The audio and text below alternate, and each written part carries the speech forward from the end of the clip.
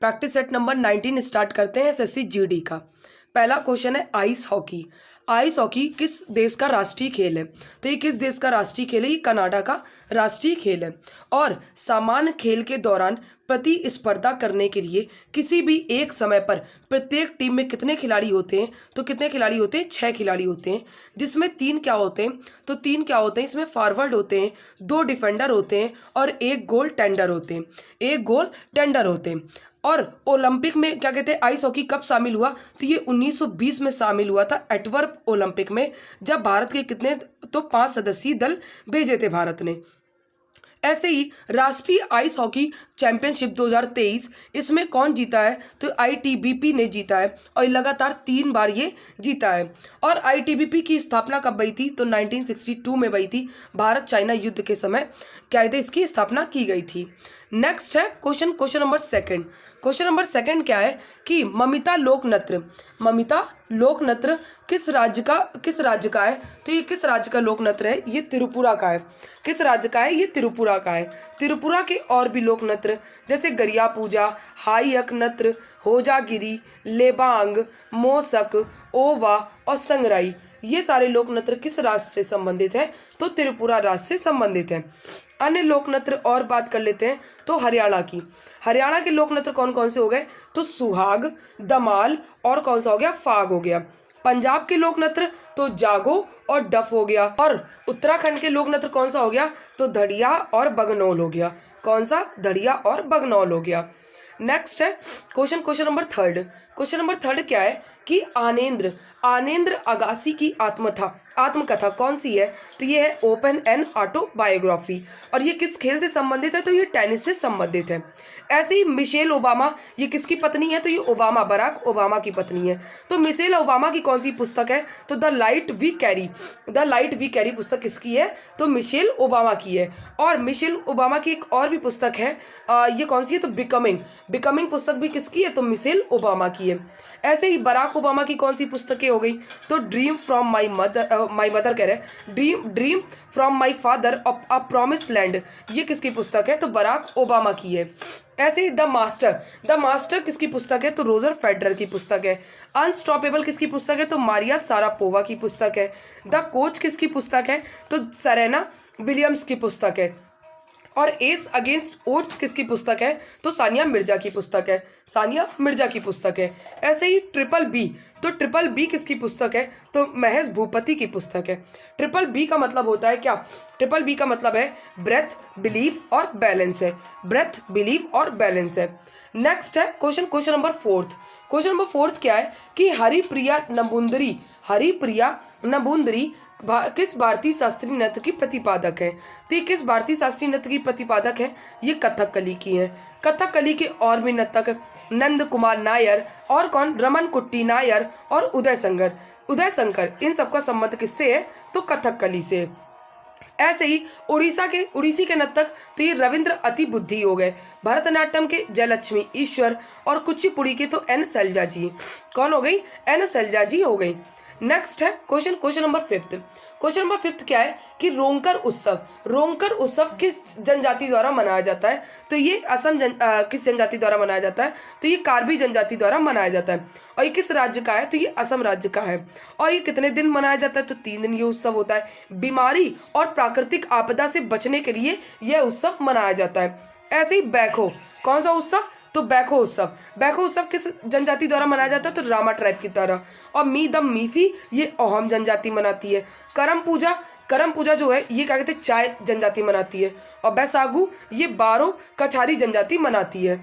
Next है question number 6 क्या है कि लिथोई चनबम का संबंध किस खेल से है? तो ये जूडो से है। और ये कितने कैटेगरी में खेलती हैं? तो ये 57 केजी कैटेगरी में ये खेलती हैं। और ये किस राज्य से संबंधित है? तो ये मणिपुर से संबंधित है। किस राज्य से ये संबंधित है? तो मणिपुर से ये संबंधित है। और इन्होंने विश्व कैडेट जूडो चैंपियनशिप 2022 में क्या जीता है? तो गोल्ड जीता था। और एशियन कैडेट में भी इन्होंने क्या जीता है? तो इन्होंने गोल्ड ही जीता है। ऐसे ही रमिता जिंदल जो कि किससे? शूटिंग से है और इन्होंने कांस्य पदक जीता क्या कहते हैं? एशियन गेम्स में। किरण बालियान ये एथलेटिक्स की हैं। पारुल चौधरी ये भी एथलेटिक्स की हैं। और अनु रानी जो कि भाला फेंक, ये भी एथलेटिक्स में आता है और ये भाला फेंक से संबंधित है। नेक्स्ट है क्वेश्चन नंबर 7। क्वेश्चन नंबर 7 है कि राष्ट्रपति की क्षमादान शक्तियां जो आर्टिकल 272 में, किसमें उल्लेख है, आर्टिकल 272 में, और ये मंत्रिमंडल की सलाह से करते हैं, मंत्रिमंडल की सलाह से करते हैं। क्षमादान के कितने प्रकार हैं? तो क्षमादान के 5 प्रकार हैं।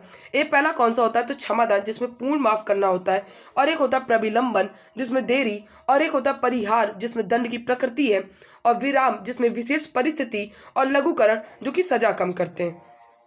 ऐसे ही क्या राष्ट्रपति को जो कोर्ट मार्शल लोग हो जाते हैं उनको माफ करने की शक्ति है कि नहीं है? तो हाँ, राष्ट्रपति को कोर्ट मार्शल जो हो जाते हैं उनको कहते हैं माफ करने की शक्ति है, उन्हें क्या माफ करने की शक्ति है। नेक्स्ट है क्वेश्चन नंबर 8 कि भारत के राष्ट्रपति अपनी शक्तियों का प्रयोग या तो सीधे या अपने अधीनस्थ अधिकारियों के माध्यम से करते हैं। नेक्स्ट है क्वेश्चन नंबर 9। क्वेश्चन नंबर 9 क्या है कि जून 2022 में विपक्षी दलों द्वारा भारत का राष्ट्रीय पद का उम्मीदवार कौन था? तो ये कौन था? यशवंत सिन्हा जी थे, जो कि राजंग के उम्मीदवार थे। राजंग मतलब राष्ट्रीय जनतांत्रिक गठबंधन से। नेक्स्ट है कि 15वीं कहते राष्ट्रपति कौन थी हमारी? तो द्रौपदी मुर्मू थी, और ये सबसे युवा थी। अब भैया सबसे युवा 64 वर्ष की थी, और स्वतंत्र भारत में जन्म लेने वाली पहली राष्ट्रपति थी, और पहली आदिवासी प्रेसिडेंट भी रही हैं। पहली आदिवासी प्रेसिडेंट है, और झारखंड में 9वीं और एवं पहली आदिवासी राज्यपाल ये है रही है। नेक्स्ट है कि प्रतिभा पाटिल जी जो कि पहली राष्ट्रपति महिला रही हैं, और ये 12वीं राष्ट्रपति रही हैं। कौन से नंबर की? 12वीं नंबर की रही हैं, और 2007 से लेकर 2012 तक इनका कार्यकाल था। नेक्स्ट है क्वेश्चन नंबर 10। क्वेश्चन नंबर 10 क्या है कि 1913 में हिंदुस्तान गदर पार्टी का मुख्यालय कहाँ था? तो ये कहाँ था? सैन फ्रांसिस्को में था, और ये कहाँ पे? यूएसए में था। और यूएसए में कहते सैन फ्रांसिस्को में युगांतर आश्रम बनाया गया, और प्रशांत महासागर का हिंदी तट संघ भी इसे कहा गया, गदर पार्टी को। इसके हेड कौन थे? तो सोहन सिंह भाकना। उपाध्यक्ष कौन थे? तो केसर सिंह धतकर थे। महामंत्री कौन थे? तो लाला हरदयाल जी थे। और वार्डेंट बहादुर सैनिक किसे कहा जाता? तो ये गदर पार्टी को ही कहते हैं। नेक्स्ट है क्वेश्चन नंबर 11 कि वर्ष 1928 में मोतीलाल नेहरू समिति द्वारा कौन सा अधिनियम विधेयक प्रस्तावित किया गया? तो कौन सा अधिनियम किया गया था? अधिकारों का बिल प्रस्तावित किया गया था। इल्बर्ट बिल जो कि 1883 में रिपन लेके आए, और अंग्रेजों का मुकदमा, इसमें क्या भारतीय न्यायाधीश भी सुन सकते हैं, भारतीय न्यायाधीश भी सुनेंगे या फिर। नेक्स्ट है क्वेश्चन नंबर 12 कि वर्तमान में पृथ्वी की आयु कितनी है? तो 4.5 अरब मानी जाती है, मतलब 4.5 × 10⁹ ईयर, और इसको रेडियोमेट्रिक आयु डेटिंग मेथड से कहते पता लगाते हैं, जो कि किसके बेस्ड में होती? यूरेनियम बेस्ड में। और कार्बन डेटिंग पद्धति क्या है? तो ये पौधों का पता लगाती है। किसका? पौधों का पता लगाती है।